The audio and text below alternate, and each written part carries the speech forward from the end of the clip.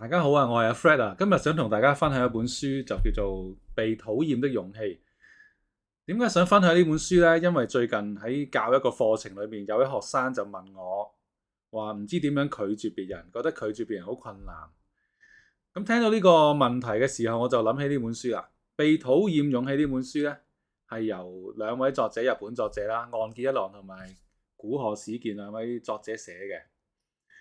咁佢哋咧其實係分享奧地利心理學大師阿德勒嘅心理智慧啦。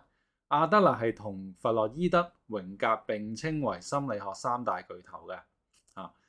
咁書咧嘅形式咧係用兩人嘅對話，一個年青人，一個哲學家，兩個人嘅對話分開咗5頁嘅。咁你當5個章節啦嚇，然之後用對話方式帶出嚟。咁裡面嘅內容有啲比較哲學嘅討論。咁我哋今日嘗試用生活化少少嘅方式咧，去為大家介紹啦。講到去拒絕別人嘅時候，其中一個好難拒絕嘅位，可能係一啲家人啦，或者係好朋友或者親戚啦嚇。好需要我哋嘅幫忙嘅時候，走嚟請求我哋幫忙，同我哋講啊，如果你唔幫我，我就會死㗎啦，我就會好嚴重嘅後果啊！我啲鋪就好唔掂啊咁樣。咁我哋嘅心情會係點咧？究竟我哋係會話，兩肋插刀啦，兄弟啊、親戚嘅嘢、朋友嘅嘢咁樣嚇，赴湯蹈火啦，定係其實心裏面都唔想幫噶啦，會覺得喂又嚟幫好多次噶咯喎，但係唔幫嘅時候又好驚對方覺得自己係衰人喎，有冇呢啲心態咧？如果有嘅時候咧，我哋可以咧參考下呢本書裏面第3頁，即係第3個章節啦嚇，裏面講到嘅一部分，一個重要嘅主題咯。呢個主題就係割捨別人的課題。咩叫課題咧？咁可能你哋未知係咩嚟嘅，我哋可以睇翻本書，好簡要咁樣講講啦嚇。咁首先咧，書裏面講咗個例子嘅，如果一個小朋友唔俾心機讀書嘅時候，咁父母嘅好緊張啦，當然係咪？咁究竟唔俾心機讀書呢個問題係邊個嘅責任呢？係小朋友定父母嘅責任呢？可能你問10個人咧，有10個唔同嘅答案嘅嚇。咁喺書裏面咧就衍生呢個一樣嘢啦嚇。讀書就係一個人生嘅課題啦嚇。咁呢個課題究竟係屬於小朋友定係父母嘅呢？咁其實好明顯係屬於個小朋友嘅嚇。咁但係父母對於小朋友呢個課題，佢會點做呢？可能好多父母，尤其是華人嘅父母咧，都好緊張啦，係咪啊？請補習老師啊，或者自己明明有份工就辭職唔做啦，全職喺屋企咧就去督促個小朋友讀書啊、學習啊，甚至乎咧報好多興趣班啊等等咁樣啊。因為我自己都有出席過啲仔女嗰啲家長活動啦，有時都感受到某啲家長真係好緊張。咁呢啲行為符唔符合阿德勒心理學嘅一個主張咧，或者佢哋嘅想法咧？咁答案係唔符合嘅。書裏面咧就講到，其實呢個課題咧係小朋友嘅，無論父母點做都好咧，其實都唔應該去干涉小朋友呢個課題嘅。咁當然係咪代表話由佢啊，唔好理啊咁樣咧？又唔係咁嘅意思。阿德勒心理學裏面咧係講到唔鼓勵放任主義嘅。所謂嘅放任咧，就係完全都唔知小朋友做緊乜，亦都唔理佢咁，唔係咁樣，而係咧首先要教小朋友清楚知道咧，讀書係小朋友自己嘅人生課題。話俾佢聽唔讀係有啲咩後果，讀咗有咩好處，等個小朋友好細個時候咧清楚知道，為佢自己人生負責。如果佢係明白咗之後用功讀書嘅時候咧，父母就喺身邊支援佢啦，但係唔好去干涉佢。小朋友唔係請求你幫助嘅情況之下咧，就唔好一插嘴干涉啦嚇。咁書裡面都有講到一個例子嘅，就係譬如話我哋可以帶隻馬去到水邊嗰度，但係就唔好咧撳佢條頸落去逼佢飲水啦。書裡面咧進一步提出啦，點樣去分辨個主題個課題屬於邊個嘅咧？咁我哋就問一個問題：究竟呢個決定帶嚟嘅結果，最終會由邊個嚟承受咧？咁如果係由小朋友承受嘅話咧，咁就係小朋友嘅課題啦；由父母嚟承受咧，就父母嘅課題咯。然後當我哋有呢個覺察嘅時候咧，我哋就會識得選擇一條自認為最好嘅路啦。無論咧人哋做咩評論，人哋點睇我哋咧，咁呢個咧我哋就會諗啦。其實究竟係我哋有問題定係對方有課題咧？咁我哋就會書裡面就講啦，呢個好可能係人哋嘅課題喎。所以咧，當我哋能夠分翻開，原來人哋睇我哋係有問題嘅時候，呢個係佢嘅課題。咁我哋就會學識，就算被別人討厭都好咧，其實都唔使好在意啦。然後書裡面有一句咧就非常之經典啦，所謂嘅自由就係被別人討厭。唔知大家聽完書嘅智慧咧，覺得點咧？認同定唔認同，或者部分認同？我就想分享我自己嘅想法嘅。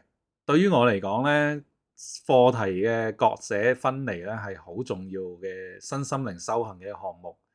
咁喺過去裏面，我都因為做到呢部分咧係受惠咗好多嘅。另一方面，就住書裏面一啲睇法，我都會想有啲補充嘅。舉個例咧，就我爸爸咧喺我好細個時見我讀書好叻咧，佢就成日話好想我出人頭地，光宗耀祖。咁我就植入咗喺個腦裏面咯。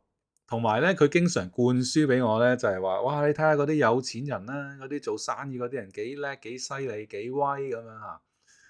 咁變咗咧，我其實讀書嗰時，讀到大學嗰時已經開始好想創業啦。無奈可能我自己唔係呢方面嘅人才啦嚇，或者係即係唔係嗰種企業家嘅特質啦。咁咧喺後生嘅時候咧，創業咗好多次都唔係好成功嘅。咁亦都投資各方面都嘗試過好多唔同嘅方法，想出人頭地嘅。最終去唔去到爸爸期望我嘅高度呢？咁就好抱歉啦，未做到。咁雖然我今日都覺得好好唔錯啦嚇，但係距離爸爸要我做嗰個高度都好遠啦。咁後嚟喺身心靈嘅學習裏面呢，就明白到呢個課題嘅分離呢樣嘢，先覺察到呢一個問題，究竟想光宗耀祖，想出人頭地呢一個想法，呢一個課題係我定爸爸嘅呢？我以為係我嘅，咁但係當我覺察其實我都可以放低嘅喎。對我個人層面嚟講，其實我又唔需要咁做嘅時候，咁餘下落嚟嗰個課題係邊個嘅呢？我就發現其實係我爸爸嘅。其實我爸爸自己都好想自己出人頭地、光宗耀祖，無奈佢可能喺成長嘅過程裏面咧，就唔能夠接受好好嘅教育啦，亦都即係唔係太多嘅機會可以發揮到啦。咁自己唔能夠完成嘅課題咧，就交俾仔女啦。咁當我覺醒咗嘅時候咧，人生就輕鬆好多啦。即係去到後嚟，甚至乎去到今日，我仲會唔會想哇要做一個有錢佬創業家，要做啲咩驚天地泣鬼神嘅偉大事業呢？我已經完全放下呢個想法啦。我只需要讓自己同屋企人過得舒服、過得好咁就得啦。咁所以呢一個割捨課題嘅部分呢，係好重要㗎，以至於後嚟呢，我亦都懂得點樣係帶住愛啦，亦都帶住一個有禮貌嘅態度去婉拒爸爸對我呢啲出人頭地光宗耀祖嘅邀請咁我係明白咗割捨咗呢個課題嘅部分呢，先至做到嘅。另一方面咧，好似頭先書裡面講啦，小朋友讀書嘅責任係屬於邊個父母係點做呢部分呢？咁我都有部分係同意嘅。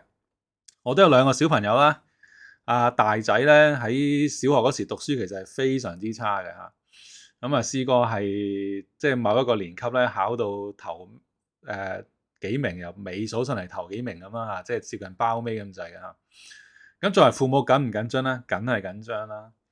咁但係我哋有冇好逼佢去做好或者點樣咧？我哋就冇嘅。直到今日咧，我哋都冇話要阿仔咧去考第幾要讀得點樣好咁樣嘅嚇。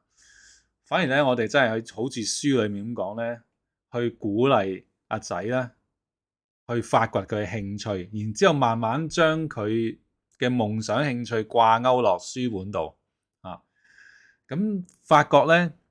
慢慢阿仔咧，佢越嚟越做到咧阿德勒嗰個智慧所講，佢係為咗自己讀書而努力嘅，就唔係為咗我哋嘅嚇。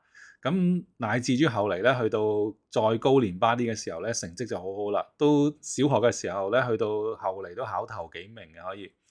咁而家都去咗一間唔錯嘅中學啦嚇，亦都有某啲科目咧係佢好自豪係攞全級第一都試過嘅。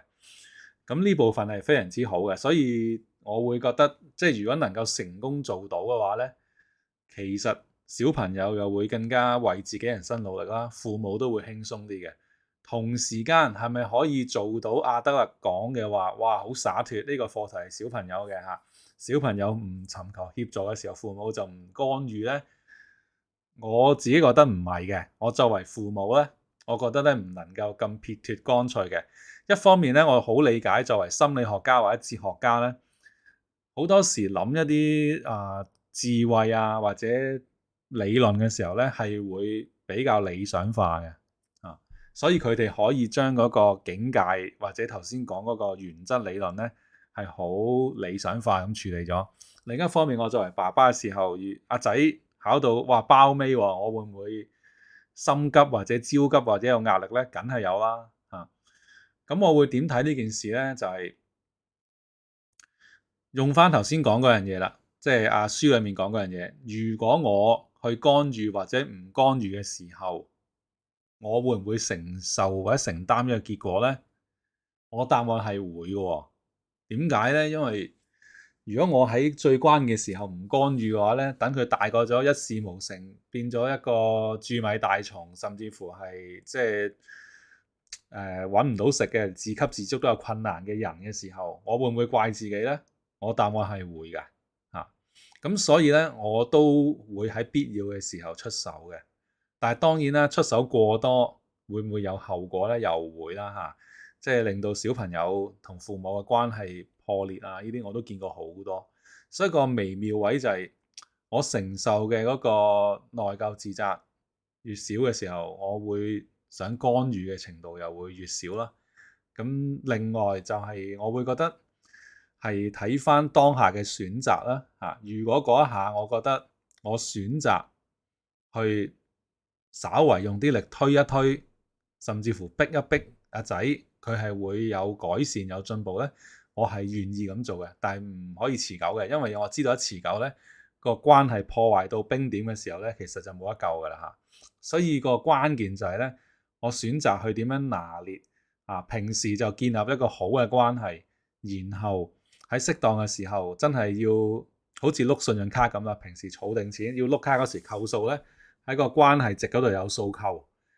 到扣咗嗰下之後呢，我又會喺之後嘅時間又建立翻個關係值，咁樣去維繫住呢。其實必要時呢，去逼一逼佢呢，係有一定嘅效果嘅。呢個第一個例子啦。第二個例子就係呢，唔知大家有冇試過有啲好好嘅朋友啊、兄弟姊妹啊、家人啊問你借錢啊？可能佢哋係有實際需要啦，或者亦都可能係賭錢啦，買股票啦，投資失利輸咗啦，然之後問你借啦。我當係後者先啦。咁佢走嚟同你講話，喂，你唔救我，我死㗎啦咁樣嚇。咁你會點呢？你心態會點呢？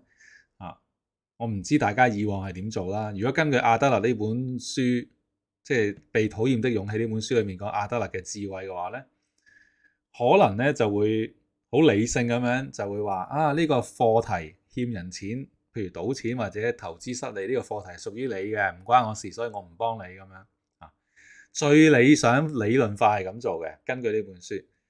而事實上呢，喺我做好多身心靈嘅治療裏面呢，都見到唔少人呢係幫身邊嘅伴侶啦、家人啦、親友咧係還錢啦。嗰個債務咧係6位數、7位數都見過唔少嘅。咁結果有冇幫到嗰個人呢？當然係冇啦。你只係助長咗佢繼續去賭錢，因為佢冇承受自己嘅結果啊嘛。或者助長佢繼續去投資，繼續失利啦。重複嘅行為只會有重複嘅結果嘅啫。咁的確係幫唔到佢去解決呢件事，面對自己嘅難題，甚至乎去成長嘅。但係另一方面，如果我哋完全唔借嘅時候，咁就問自己啦，我會問自己啦我做呢個完全唔借決定嘅時候，我內心會有咩感受，會有咩結果呢？嗱，同樣引用翻書裡面講嗰個課題嘅問題。咁如果我會覺得我唔借，然之後佢真係出咗事，我係會內疚自責嘅話呢，咁其實我都有少少呢個課題嘅喎。所以呢，我會轉移呢個問題，就唔係問佢需要幾多錢，而係問我自己基於呢段關係，基於呢段愛，我願意付出幾多，去讓將來唔好後悔，或者我願意付出幾多係想佢好嘅。咁啊，定一個金額，設立一條健康嘅界線。借咗係咁多就咁多啦。如果對方再走嚟兩我點呢？我會拒絕㗎。我會話：我明白你都好困難，其實我都好困難啦。你知而家經濟環境下，我屋企又有即係有大有細咁樣嚇，上有高堂，下有妻房我使費都唔少㗎咁樣。我能夠幫咗你嘅已經幫咗你啦，咁就答咗佢就完啦嚇。咁呢個係我自己覺得可以取到一個較為好嘅平衡嘅做法啦嚇。